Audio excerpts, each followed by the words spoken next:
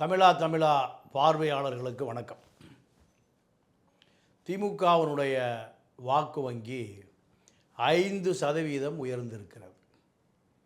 இந்த செய்தியை India today, C voter 2 நிறுவனங்களும் இணைந்து எடுக்கப்பட்ட சர்வே இன்று அது செய்தியாகிறது. வல்லான் வகுத்ததே வாய்க்கால்.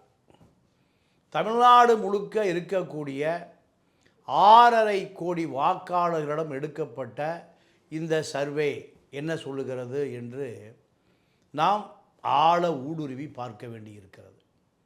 இந்த நிறுவனம், இந்தியா டுடே சி ஓட்டர் நிறுவனம், 6.5 கோடி வாக்காளர்களுடைய நாடி துடிப்பை பிடித்து பார்த்து எடுக்கப்பட்ட இந்த சர்வேவா என்றால் கண்டிப்பாக கிடையாது.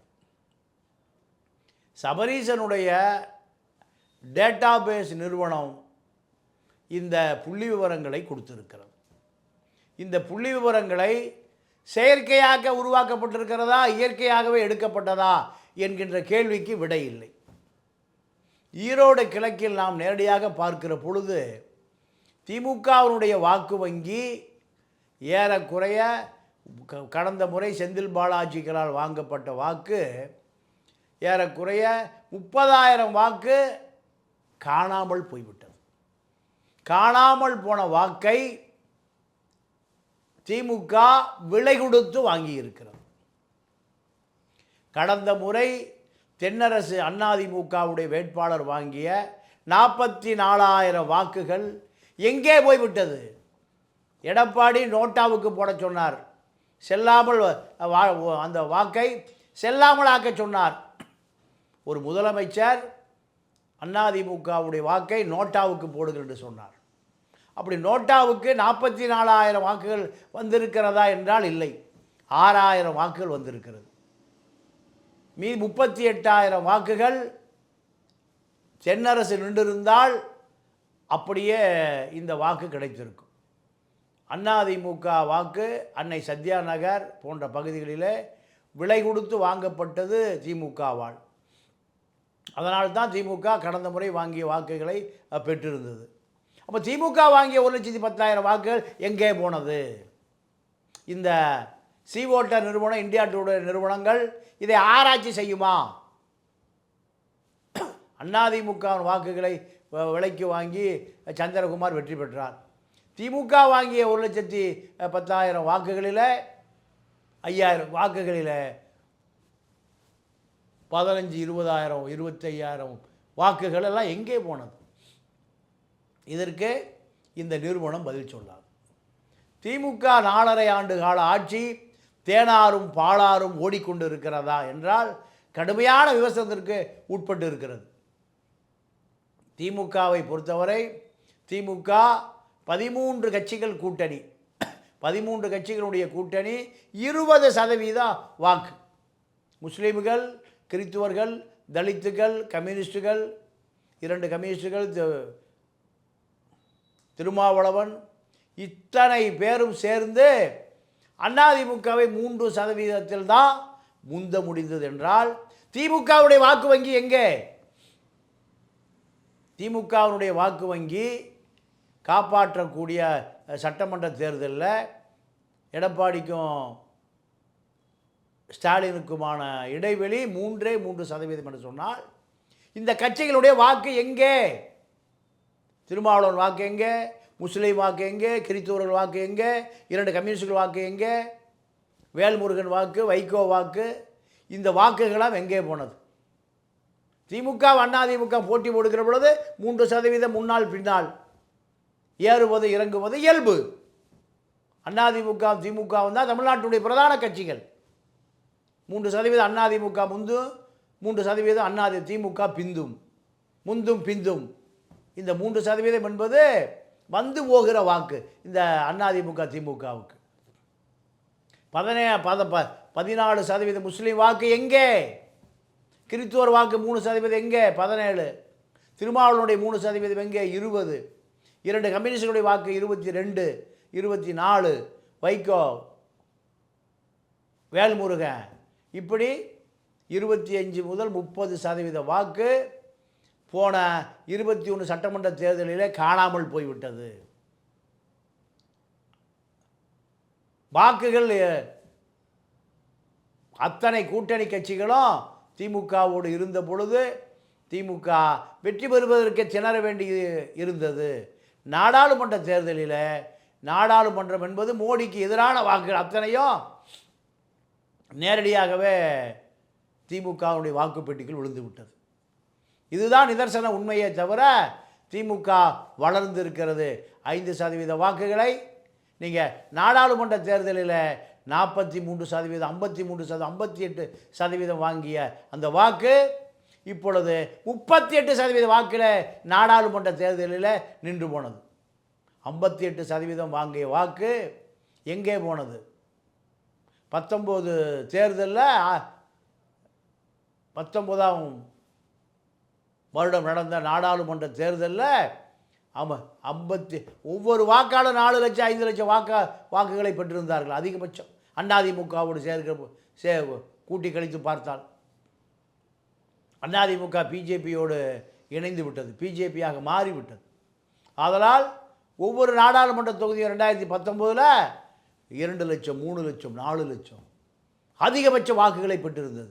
அந்த வாக்கு நடந்து முடிந்த 24 நாடாளுமன்ற தேர்தலில் காணாமல் போய்விட்டது. ஏன் 19 தேர்தலில் வாங்கிய வாக்கு 21 தேர்தலில் காணாமல் போய்விட்டது. 58% வாக்கு என்றால் அதிமுக 10 சட்டமன்ற உறுப்பினரை வெற்றி பெற்றிருக்க முடியாது. 2019 நாடாளுமன்ற தேர்தலில் 58% வாங்கிய வாக்கு 2021 சட்டமன்ற தேர்தலில் திமுகவுடைய வாக்கு எங்கே போனது? 3% மேல் தாண்ட முடியவில்லை. 24 நாடாளுமன்ற தேர்தலில் 38% வாக்கு வந்து மயிரிழையில் உயிர் தப்பினார் காங்கிரஸ் வேட்பாளரான மாணிக் தாகூர். இந்த வாக்கு வருகிற 2026 கண்டிப்பாக 34%, 35% வாக்கு வங்கி வருமா என்றால் வராது. காரணம், திமுக மீது கடுமையான விமர்சனம். திமுகவை காப்பாற்றுகிற முஸ்லீம் வாக்கு வங்கி நீண்ட நாளாக பிஜேபியோடு ஒட்டுமில்லை உறவுமில்லை என்று போய்கொண்டிருக்கிற இந்த உறவு இரட்டை இலட்சணத்தை முடக்குகிறது. அதிமுக பெரும் வாக்கு வங்கி, முஸ்லீம் வாக்கு வங்கி மடைமாற்றிவிடும். பிஜேபி பழிவாங்குகிறது என்று சிறுபான்மை முஸ்லீம் கிறிஸ்தவர்கள் தலித்துகள் எடப்பாடி மீது ஒரு அனுதாப பார்வை செலுத்தினால் அதிமுகவிடமும் திமுகவினுடைய சிறுபான்மை முஸ்லீம் வாக்கு வந்துவிடும். ஈரோடு கிழக்காக தமிழ்நாடு முழுமையாக தேர்தல் நடத்த முடியாது. ஈரோடு கிழக்கில் பெருந்துறையில் இருந்த அமைச்சர்கள் எல்லாம் பண பெட்டிகளை வாரி இறைத்தார்கள். அவரவர் அமைச்சர்களை வெற்றி பெற முடியாத நிலைமை வருகிற பொழுது அவர்களுடைய தொகுதியை தாண்டி அடுத்த தொகுதிக்கு வர முடியாது. அப்போ திமுகவுடைய நிலைமை, அதிமுக தொண்டன் காய்ந்து போய் கிடக்கிறான். ஆட்சி அதிகாரத்துக்கு வருவதற்கு வேலை செய்வான். திமுக தொண்டன் தன்னுடைய கட்சியாலே வஞ்சிக்கப்படுவதை உணர்கிறான். ஆதலால் திமுக தொண்டன் சோர்வடைகிறான். திமுகவில் மேல்மட்டம் செழித்து கொண்டு இருக்கிறது, கீழ்மட்டம் காய்ந்து கொண்டு இருக்கிறது. காய்ந்து கொண்டு இருப்பதும் வளர்ந்து கொண்டு இருப்பது இடையே ஒரு பெரிய பனிப்போர் நடந்து கொண்டு இருக்கிறது. திமுக தொண்டன், கீழ்மட்ட தொண்டன் சந்தோஷமாக இல்லை, மேல்மட்டம் சந்தோஷமாக இருக்கிறது. இந்த கீழ்மட்ட தொண்டன் பார்த்து கொண்டு தான் இருக்கிறான். ஆகையால் 2021 தேர்தலில் 3% அத்தனை கூட்டணி கட்சிகளும் திமுகவோடு இருந்த பொழுது நீங்கள் தடுமாறி வெற்றி பெற்ற திமுக 26 தேர்தலில் பெருவெற்றியை எப்படி பெறும்? 5% வாக்கு முன்னேறி இருக்கிறது என்று எந்த யூகத்தின் அடிப்படையில் இந்த புள்ளி விவரத்தை ஓட்டரும் இந்தியா டுடே சொல்லுகிறது என்றால் சபரீசனுடைய நிறுவனம் சொல்ல வைக்கப்படுகிறது. இது போன்ற முயற்சிகளில் அதிமுக ஈடுபடவே இல்லை. அதிமுக கூச்சல், குழப்பம், சண்டை, சச்சரவு, சத்தம் இப்படி ஓடிக்கொண்டு இருக்கிறது. ஆகையால் திமுக அந்த 5% வாக்கு அதிகரித்திருக்கிறது என்பதை ஈரோடில் நம்ம நேரிலேயே பார்க்க முடிந்தது. சீமான் வாக்கை 12,000 வாக்குக்கு மேல் வாங்க மாட்டார் என்று கணிக்கப்பட்ட நிலையில் அதிகமாக 12,000 வாக்குகளை சீமான் வாங்கியிருக்கிறார். திமுகவுடைய கணக்கு பொய்த்து போய்விட்டது. திமுகவினுடைய அந்த அதிகார பலம் பொய்த்து போய்விட்டது. சீமானுக்கு முன்னாடியே பொய்த்து போகிற இந்த திமுக பலம் அதிமுகவும் விஜய் 2 பேரும் சேருகிற பொழுது இந்த கூட்டணி பலவீனமான கூட்டணியாக திமுக கூட்டணி மாறி போய்விடும் என்ற அச்சம் வருகிறது. சிபிஎம் தோழர்கள் கண்டிப்பாக திமுகவுக்கு வாக்களிக்க மாட்டார்கள். சிறுத்தைகள் வாக்களிக்க மாட்டார்கள். கடும் கோபத்தில் இருக்கிறார்கள். திருநெல்வேலியில் சிறுத்தை ஒரு காவல்துறை அதிகாரியால் மண்டை உடைக்கப்பட்டிருக்கிறது. அவர் செய்த பாவம் என்ன? சிறுத்தை கொடியை ஏற்றியது தான். இரும்பு கம்பி சிறுத்தை கொடியை ஏற்றியது தான் அவர் செய்த பெரிய குற்றச்செயல். காவல்துறை அதிகாரியே சாதியாக இருக்கிறார். தென் மாவட்டங்களில் அரசு துறை சாதியாக இருக்கிறதா என்ற சந்தேகம் வருகிறது. காவல்துறையில் பல பேரை நீங்கள் ராமானுஜம் காலத்தில் கோயம்புத்தூருக்கு மாற்றப்பட்டார்கள். பல பேர் அங்கே இருக்கக்கூடிய ஆதிக்க சாதியை உடைத்து பல்வேறு மாவட்டங்களுக்கு ராமானுஜம் டிஜிபியாக இருந்தபொழுது மாற்றப்பட்டார். ஆனால் அதன் பிறகு அத்தனை அதிகாரிகளும் தமிழ்நாட்டினுடைய தென் மாவட்டங்களில் வந்து அதிகாரத்தில் இருக்கிறார்கள். அவர்களுக்கு ஒடுக்கப்பட்ட சாதியை பார்த்தா பிடிக்காது. அரசு கடமை செய்வதல்ல.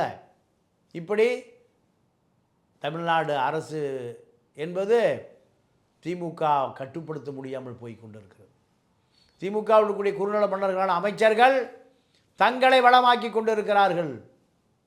அதை தாண்டி ஆட்சி அதிகாரத்துக்கு வர வேண்டும் என்று அவர்களுக்கெல்லாம் எந்த விதமான எண்ணமும் இல்லை, முயற்சியும் இல்லை.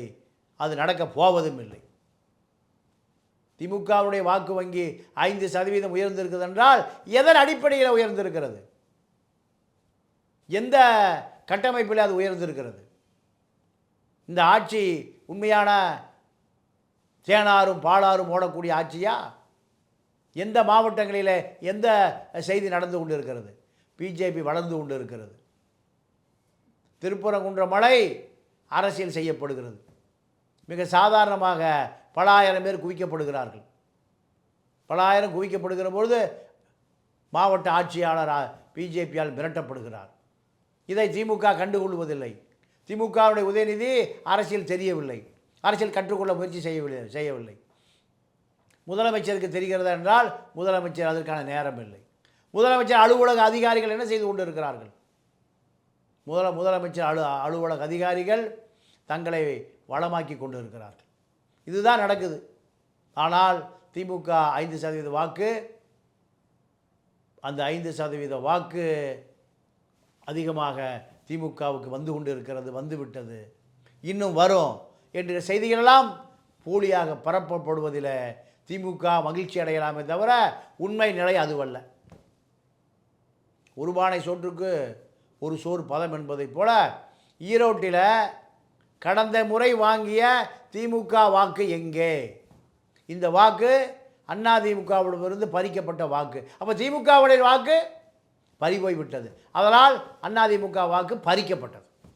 இதுதான் தமிழ்நாட்டினுடைய அனைத்து தொகுதிகளின் நிலவரம். இதுதான். இந்த நிலை நீடித்தால் கண்டிப்பாக 2011 மீண்டும் வரும். எடப்பாடி வெற்றி பெறுவார். எதிர்க்கட்சி தலைவராக விஜய் கட்சியை சேர்ந்த ஒருவர் வருவார். திமுக 3வது இடத்துக்கு போய்விடும். 2014 தான் நடந்தது. விஜயகாந்த் பிரதான எதிர்க்கட்சி தலைவரானால் பாரம்பரியமான திராவிட முன்னேற்ற கழகம் எதிர்க்கட்சி அந்தஸ்தை கூட பிடிக்க முடியவில்லை. ஆண்ட கட்சி விஜயகாந்திடம் தோற்று போய் நின்றது. 29 எம்எல்ஏவை ஒரு சாதாரண ஒரு நடிகன், அந்த நடிகர் திமுகவை பின்னுக்கு தள்ளி 2ஆம் இடத்துக்கு வந்து விட்டார்.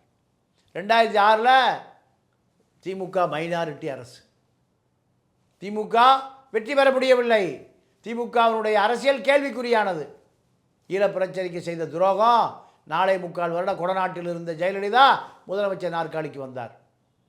அரசியலே தெரியாத, அரசியலே புரியாத, அரசியல் தீர்வை எடுக்க முடியாத விஜயகாந்த் எதிர்க்கட்சி தலைவரானார். இதே நிலைமை 2026 வருகிறது. அப்பொழுது விஜயகாந்த், இப்பொழுது விஜய்.